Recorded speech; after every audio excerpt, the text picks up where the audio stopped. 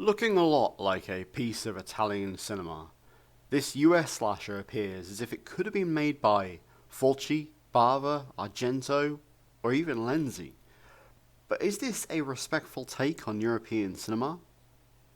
Or a what usually happens when America replicates other countries' cinema?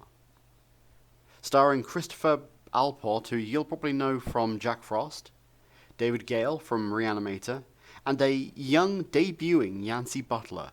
It's a deep, intellectual tale of deceit and betrayal, intricately woven within. I can't even do it, sorry. It's about a bunch of people who go to a place to hang out and get picked off one by a killer.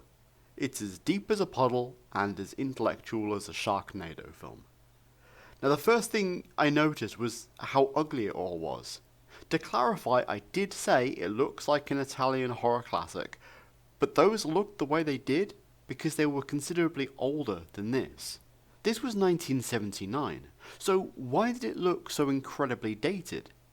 On top of that, every other facet is equally as fugly.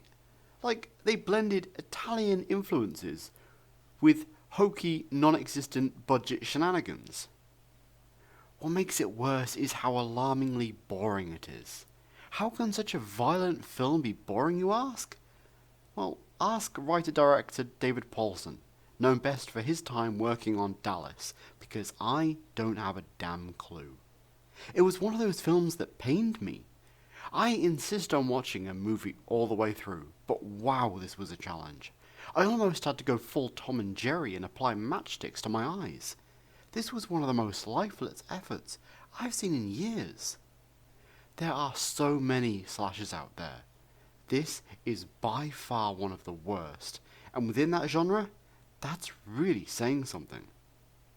I award Savage Weekend a very deserving 1 out of 10.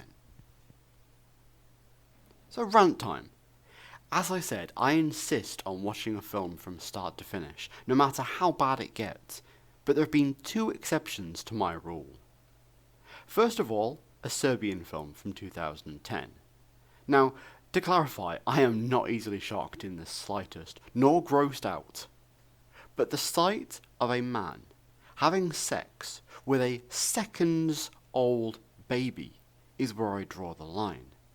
I don't know who that film was made for, but I think they need incarcerating as a preemptive safeguard. Just because something is shocking doesn't make it good. Second was 2006's Uwe Boll's movie Seed.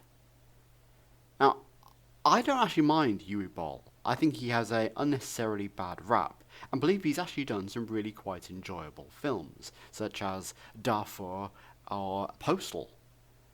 Yep, I actually enjoy Postal. But Seed is most definitely not one of them.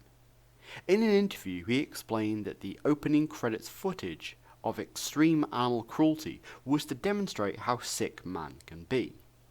The trouble is, we're not even talking about your bog standard animal cruelty footage here, not the stuff that Peter insists on showing us. This was something else altogether, and I'm not even going to try and describe it, but I don't understand how anyone can sit through that.